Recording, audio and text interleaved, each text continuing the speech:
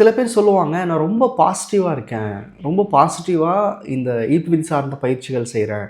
எனக்குள்ள அவ்வளோ நன்றி உணர்வு இருக்குது. எனக்கு தெரிஞ்சு இந்த பயிற்சிகள் எந்த தவறுமே செய்யலை. ஆனாலும் என் லைஃப்பில் சில தப்பான விஷயங்கள் நடக்குது. என் தேவையை நோக்கி போகும்போது அந்த தேவைக்கு எதிரான விஷயங்கள் சிலதெல்லாம் நான் பார்க்குறேன் அப்படிங்கிற மாதிரி சொல்லுவாங்க. ஸோ ஏன் நம்ம ஒரு பாசிட்டிவான பயிற்சிக்குள் இருக்கும்போது கூட தவறான விஷயங்கள் நடக்குது அப்படின்றது தான் இந்த வீடியோவில் டிஸ்கஸ் பண்ண போகிறோம். நம்ம சேனல் தான் ஃபஸ்ட் டைம் பார்க்குறீங்கன்னா, லா ஆஃப் அட்ராக்ஷன் மேனிஃபெஸ்டேஷன் பற்றி நிறைய விஷயங்கள் பேசியிருக்கோம். இந்த மேனிஃபெஸ்டேஷன் சம்மந்தமாக ஒரு செப்பரேட் கம்யூனிட்டிக்கும் ரன் பண்ணிகிட்ருக்கோம். அதை பற்றின டீட்டெயில்ஸ் எல்லாமே வந்து டிஸ்கிரிப்ஷனில் கொடுத்துருக்கேன்.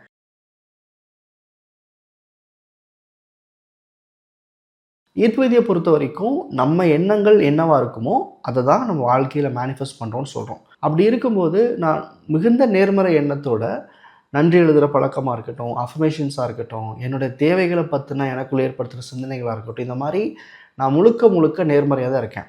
ஆனாலும் எனக்கு ஏற்படக்கூடிய சில நிகழ்வுகள் வந்து ரொம்ப தப்பாக இருக்குது, எனக்கு பிடிக்காத விஷயங்கள் நடக்குது அப்படின்னு சில பேர் சொல்லுவாங்க. ஒரு எக்ஸாம்பிளுக்காக சொல்கிறேன். நீங்கள் ஒரு மாற்றத்தை விரும்புகிறீங்கன்னு வச்சுக்கோங்களேன். அந்த மாற்றம் ஏற்படுறதுக்காக பயிற்சிகள் செய்யும்போது, அந்த மாற்றம் நடக்கணும்னா ஆல்ரெடி இயங்கிக்கிட்டு இருக்கிற சூழலும் அதை சார்ந்த விஷயங்களும் உங்கள் வாழ்க்கையிலேருந்து உடையணும்ல. நீங்கள் ஒரு பெரிய தேவையை நோக்கி போகும்போது இன்றைக்கி நீங்கள் வச்சுக்கிட்டு இருக்க டிஸ்கம்ஃபர்ட் உடையுமா உடையாதா? ஒரு எக்ஸாம்பிள் சொல்லணும்னா, இன்றைக்கி இருக்கிற உங்களுடைய வருமானத்திலிருந்து 2 மடங்கு 3 மடங்கு மேலே போகணுன்னு ஆசைப்பட்றீங்க. அப்படி இருக்கும்போது இன்றைக்கி வேலையில் ஒரு பிரச்சனை ஏற்படுது அப்படின்னா, அதை நீங்கள் ஏன் ஒரு நெகட்டிவ் சைனாக பார்க்குறீங்க?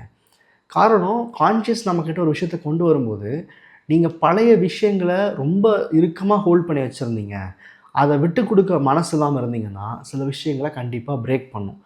ஒரு நல்ல ரிலேஷன்ஷிப்பில் போகணும்னா, அந்த ரிலேஷன்ஷிப் பற்றின நல்ல சிந்தனைகள் கொடுக்காத சூழல்கள், நண்பர்கள்கிட்டேருந்து நீங்கள் பிரியறது ரொம்ப நார்மலாக இருக்கும். ஒரு புது பிஸ்னஸ் ஆரம்பிக்கணும்னு நினைக்கும்போது, இன்றைக்கி நீங்கள் வந்து இதுதான் என் லைஃப்பை நம்பிட்டு இருக்கிற அந்த வேலை போகிறதுக்கு வாய்ப்பு இருக்குது. அந்த மாதிரி ஒரு மாற்றத்தை ஏற்படுத்தும் போது, இல்லை ஒரு மாற்றம் ஏற்படுறதுக்கான முயற்சியில் நீங்கள் இருக்கும்போது, ஆப்வியஸ்லி எக்ஸிஸ்டிங் சர்க்கம்ஸ்டான்சஸ் மாறதானே செய்யும். இப்போது நீங்கள் எந்த மாற்றமும் நடக்க வேண்டாம் அப்படின்னா, இந்த பயிற்சிகளுக்குள்ள வந்திருக்கவே மாட்டீங்க. நீங்கள் என்ன எதிர்பார்க்கக்கூடாதுன்னா, நீங்கள் அடைய விரும்புகிற விஷயத்துக்கு உங்களுடைய ட்ராவல் வந்து ஸ்மூத்தாக இருக்கணும், எந்த பிரச்சனையும் நான் பார்க்கக்கூடாது, அப்படி மேனிஃபெஸ்டேஷன் நடக்காது. ஃப்ளோ ஸ்டேட்டே இருக்காது, எல்லாமே ஸ்மூத்தாக நடக்காதுன்னு நான் சொல்லலை. நீங்கள் ஒரு பெரிய மாற்றத்தை நோக்கி போகும்போது உங்களுக்குள்ளே இருக்கிற பாஸ்ட் பிலீஃப் சிஸ்டம் இல்லை அந்த மைண்ட் செட் வந்து கம்ப்ளீட்டாக பிரேக் ஆகணும்.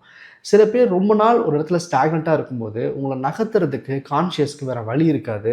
ஸோ இருக்கிற சூழலில் பெரிய பிரச்சனைகள் உருவாக்கும் போதோ இல்லை அங்கேருந்து உங்களை வெளியே கூட்டிகிட்டு போகும்போதோ நீங்கள் நெகட்டிவாக ஃபீல் பண்ணுறது ரொம்ப ரொம்ப நார்மல். சில பேருக்கு இந்த டிரான்ஸ்ஃபர்மேஷன் ஸ்மூத்தாக இருக்கும். காரணம் என்னென்னா, அவங்க என்ன ஆசைப்படுறாங்களோ அதனுடைய வேகத்துக்கு அவங்களும் இயங்க ஆரம்பிப்பாங்க. அதாவது மேனிஃபெஸ்டேஷன் இருக்கும்போது அந்த தேவைகள் நோக்கி சிந்தனையை செலுத்துறீங்க, அதே அளவுக்கு உங்களுடைய இயக்கத்தையும் வச்சுக்கணும், ஆக்ஷன்ஸையும் வச்சுக்கணும். இங்கே ஒரு எக்ஸாம்பிள் சொல்லணுன்னா, நீங்கள் ஒரு வீடு ஆசைப்படுறீங்க, உங்களுக்கு ஒரு சொந்த வீடு ஆசைப்படுறீங்க. இன்றைக்கி நீங்கள் ஒரு ரெண்டல் ஹவுஸில் இருக்கீங்க. பட் நீங்கள் ஆசைப்படுற வீடு வந்து ஆல்மோஸ்ட் லைக் ஒரு 5 BHK இருக்குதுன்னு வச்சுப்போம்.